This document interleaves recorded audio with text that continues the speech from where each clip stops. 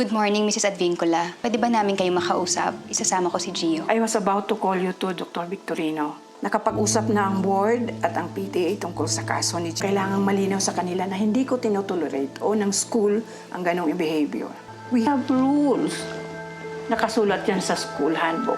Considering 3 violation na siya for this school year, Gio has to face the consequences. Gio is expelled effective today.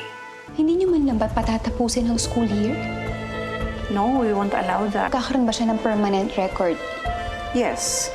Inaamin ko na nagkamali ang anak ko. Pero hindi naman sapat na dahilan yan para tuluyang masira ang buhay ng anak ko. Paano siya makakahanap ng matinong eskwelahan kung may permanent record na siya? Nagkamali, oo. Naman ho, na pag nagkamali, kailangang turuan ng leksyon para matuto. Pero wag naman ho natin ipagkait sa anak ko ang pagkakataon na ibangon ang sarili at itama ang pagkakamali. Tama na. May kasalanan rin naman ako eh. Deserve ko po ito. Salamat po at sorry. Thank you very much, Mrs. Advincula. Let's go. Siya yun, di ba? Oo, siya nga yun.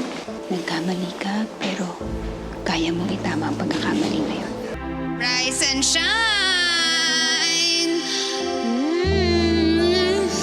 Pag-release po. Total, naghihintay na lang naman ako ng confirmation mula doon sa school si Gio. Saan kayo lilipat? Kung saan merong tatanggap sa kanya. Expect ka ba darating? Si Dad yung nasa labas, Ma. Carol, si David nasa labas. Sa ibang tao ko pa malalaman? Na-expelled na si Gio? Bingo. Hindi mo siya pwedeng kausapin. Umalis ka na. Bibenta mo ang bahay? Di ba yun naman ang gusto mo? Ma'am, here are the newly furnished house in Taguig, Metro Manila.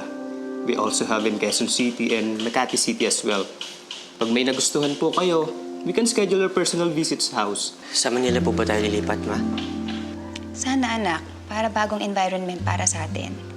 Kung hindi tayo agad makakahanap ng school, pwede ka munang mag-homeschool or kaya mag-pep test para makapag-college ka na. Gusto mo ba sa beach tumira? Pwede po. Sige. Papaalam muna ako sa hospital tsaka sa university. Ayusin ko na rin itong pagbebenta ng bahay. Papang gusto niya. Pinalayas na nga niya si Gio. Aalis na rin kayo ng Baguio. Unless... Good day, Miss Victorino. May nakausap na po akong buyer for your house. I can just fix the papers and then pwede nang pirmahan agad to hasten the process. Talaga? Sino bibili ng bahay? I will double check later.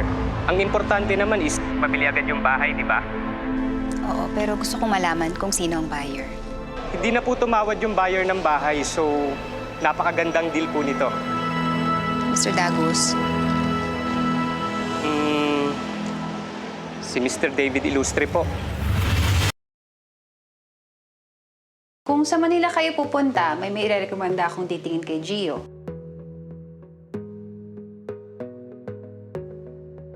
pag-uusapan pa ulit namin ni G. Well, as his doctor,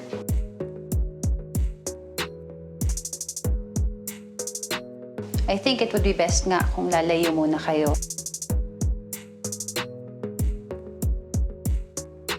Para malayo na rin siya sa mga stressor. Hopefully, hindi siya sundan ng mga nangyari dito kung saan man kayo pupunta. Alam na ba ni David?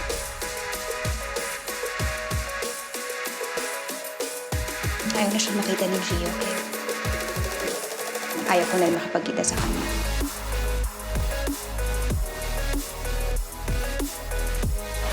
Pumili na siya na pinagtabulan niya ang anak.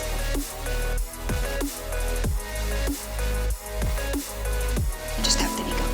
Excuse me.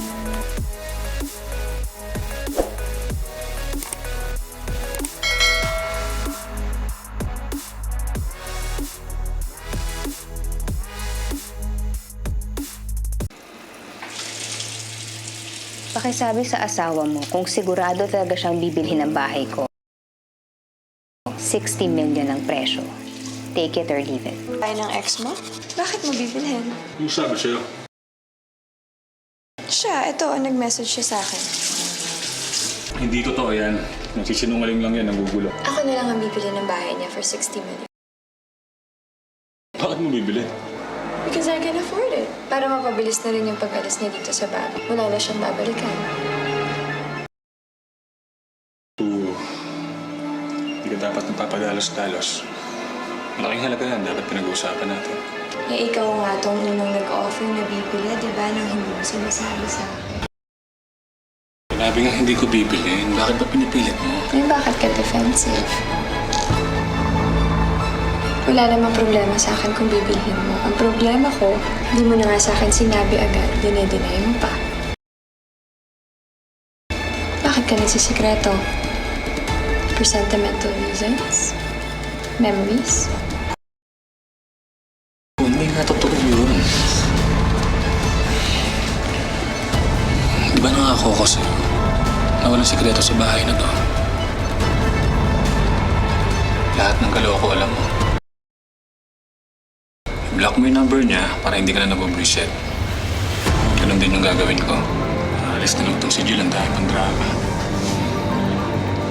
Huwag tayo papekto, ha?